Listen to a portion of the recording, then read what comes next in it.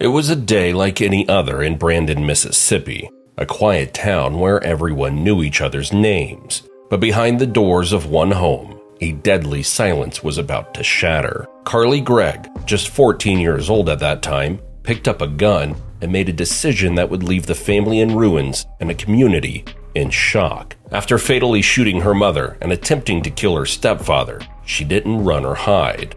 Instead, she invited a friend over, asking a question that would haunt everyone who heard it. Are you squeamish around dead bodies? What followed was a trial that took over the nation, and a verdict that forever changed Carly's life.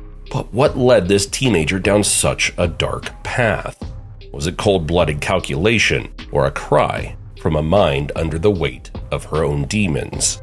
It all started when on March 19th, a friend was extremely concerned about Gregg's marijuana use, her state of being high, and her possession of burner phones which her mother was unaware of, leading him to inform Gregg's mother, Miss Ashley Smiley, who was also a math teacher at their school. It was also reported on that day that Gregg was grumpy and irritable and couldn't focus in class. And then her mother finds out she is smoking marijuana. Clark, the psychiatrist, said in court. For Carly, in particular, she cared about her mother's approval.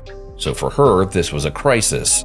He added that the teenager had a close yet complicated relationship with her mother and a close relationship with her stepfather.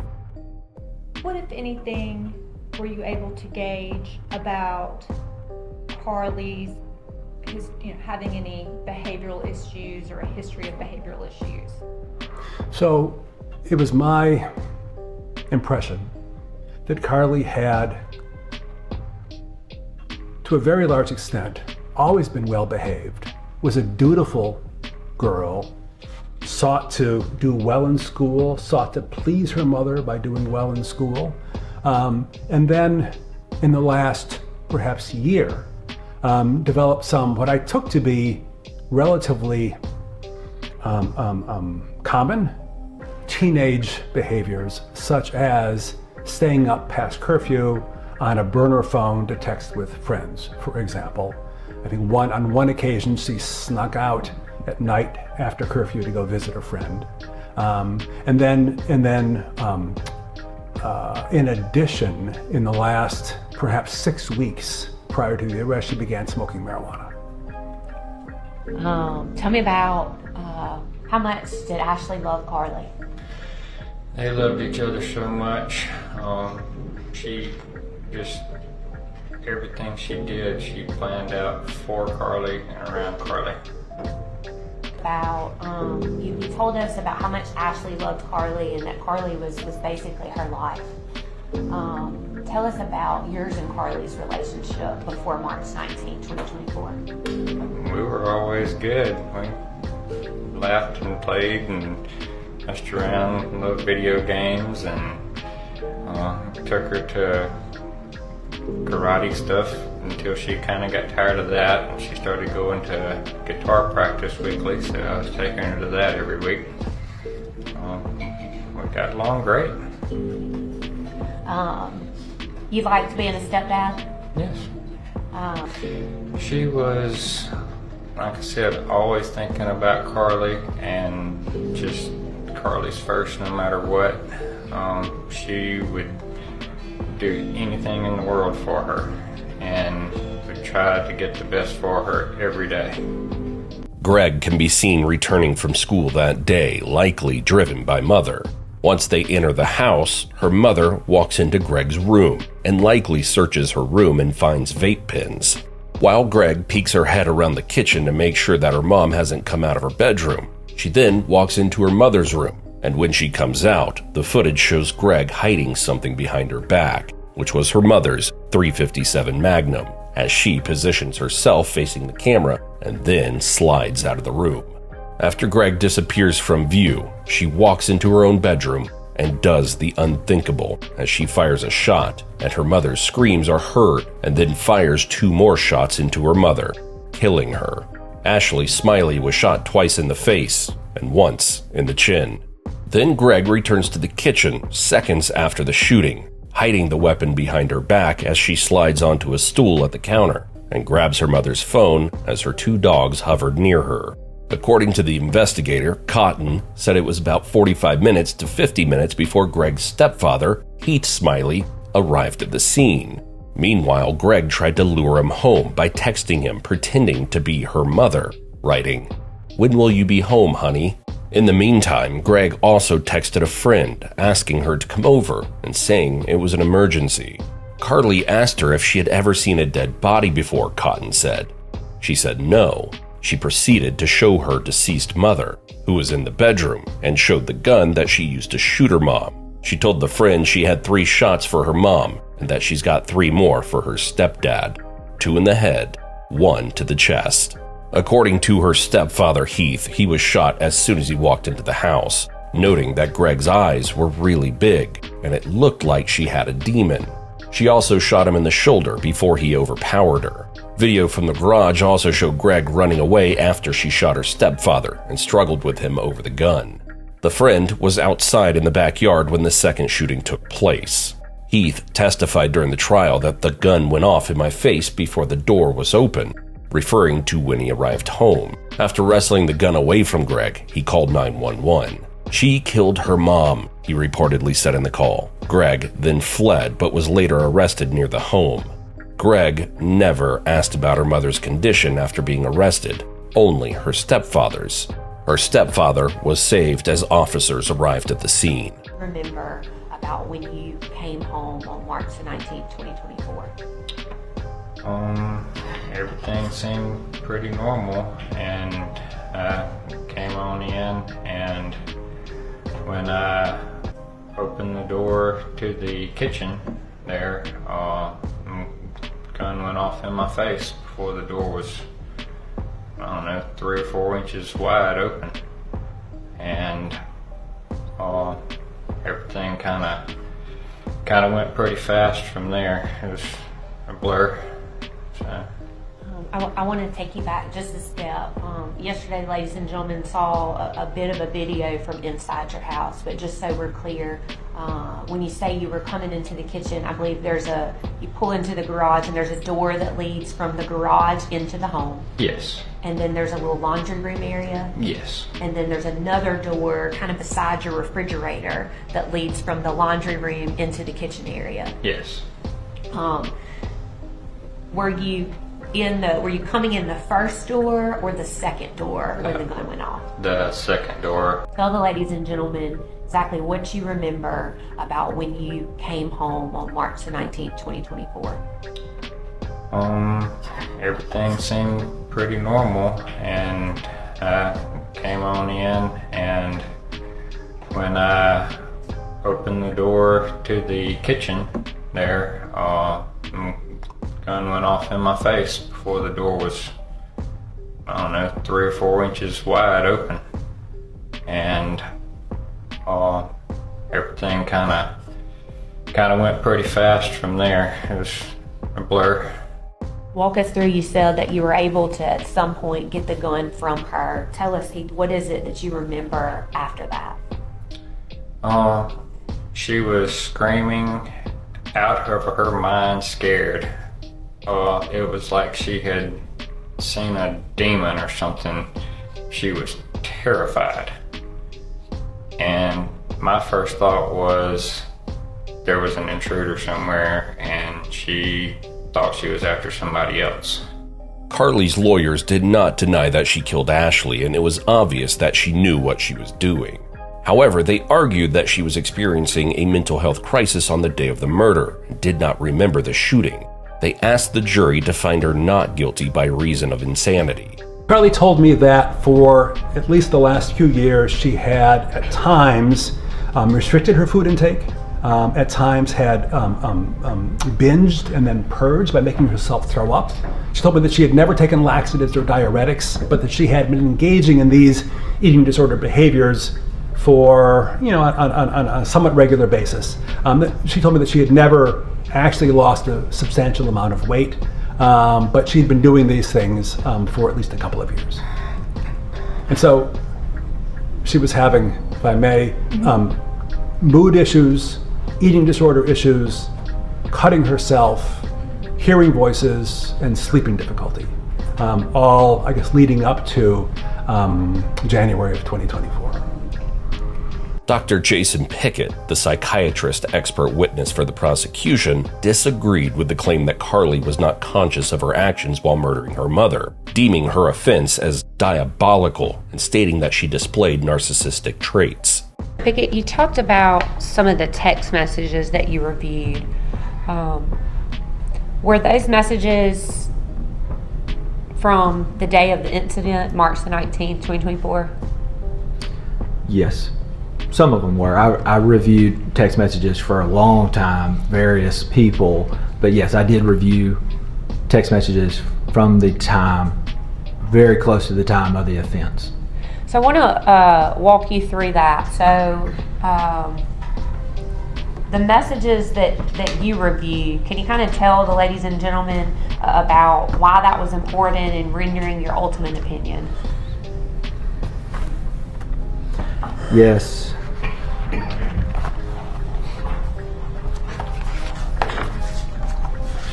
So the text messages at the time of the offense are a window into her mind at that time.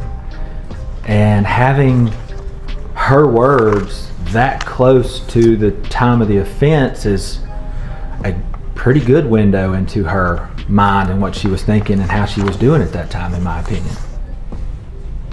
And I asked Dr. Gugliano, I believe you're present in the courtroom, it's not very common that we actually have like medical records from a defendant the day before they commit a violent crime, is it?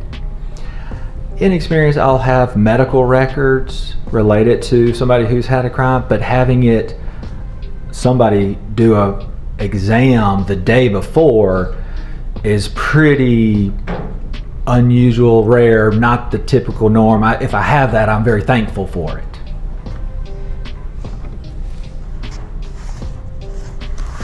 I want to talk, when we get to your what you relied upon on the day of the incident, I want to talk a little bit more about the text messages and things too. I want to call your attention to something in your report where you talked about that Carly's responses seemed almost textbook perfect. Tell us what you meant by that. Well, when I would ask her to tell me about some of her reported dissociative spells, she would give an answer of, well, I just felt like I was outside my body, like I was right here. She kind of did that hand motion like that and said, it's like a dream, like I was just watching myself. And that was, for example, was about racing thoughts. I asked her to, can you elaborate on that? Tell me more about your racing thoughts. I think she said it's like the ocean. And sometimes from experience, people who may not actually have a diagnosis will have trouble going beyond the simple textbook cliche answers. Whereas when I see people who legitimately suffer from schizophrenia, bipolar disorder, or even I've seen a few rare that actually had a dissociative disorder. It is rare. They usually can vividly describe these things to me, and oftentimes I see them objectively. They can't hide it.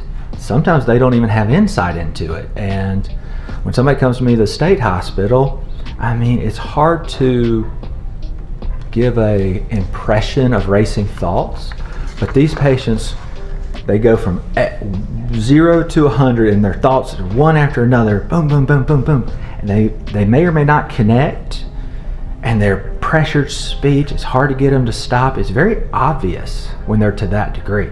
If they're psychotic, it's even more obvious. In my opinion, you don't have to be a psychiatrist to recognize some of these things. Their cousin or their mother or their brother will say, Johnny's not doing good, doc, and they'll drop him off in the ER or they'll drop him off at the state hospital. Well, they'll get committed and come to the state hospital, but it'll be very obvious. Clark read aloud in the courtroom a journal entry written on March 12th, a week before the incident. "I think I had a psychotic break earlier. The whole ordeal is quite silly. I actually spoke with one of the voices in my head. Well, I didn't hear them until earlier today, but I only do then. My particular friend and I were practically screaming bloodthirsty and ravenously. Thank God, physical confrontation was not possible. I sound crazy," Clark read.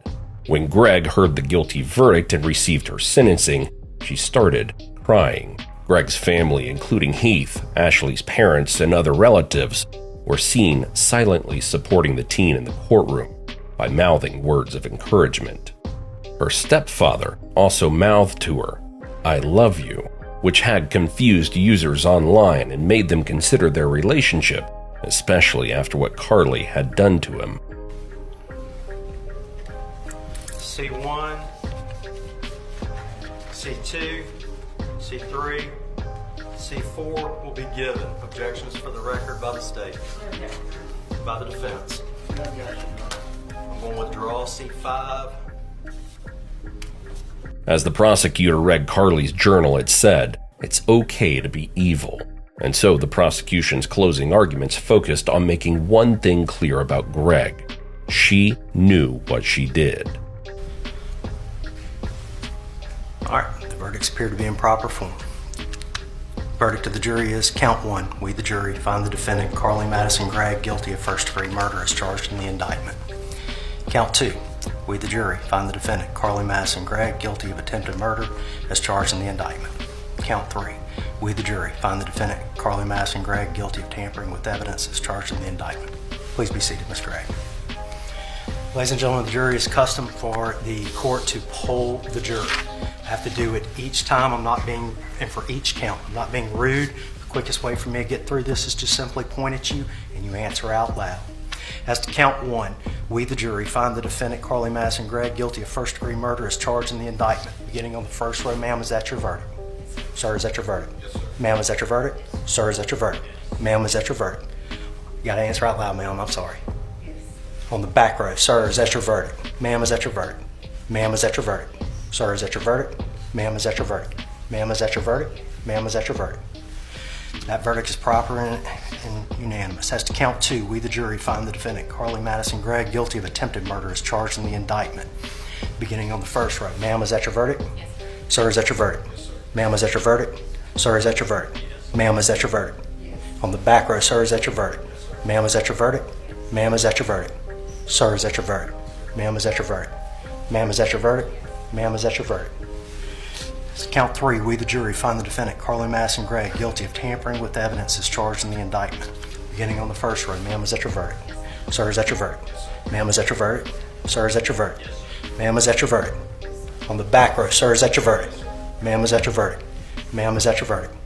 Sir, is that your verdict? Ma'am, is that your verdict? Ma'am, is that your verdict? Ma'am, is that your verdict? All right, all 3 verdicts appear to be unanimous. The court will enroll the verdict.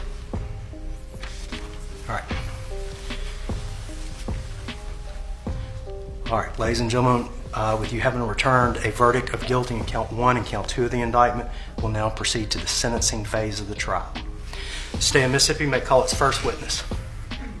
After 2 hours of deliberation, the jury reached a guilty verdict on September 20th, 2024. Carly Madison Gregg is sentenced to life in prison with no possibility of parole for first-degree murder and attempted murder, as well as 10 years in prison for tampering with evidence. The sentences will run concurrently, while Gregg is currently housed in the Youthful Offender Unit at the Central Mississippi Correctional Facility, located in Pearl, Mississippi.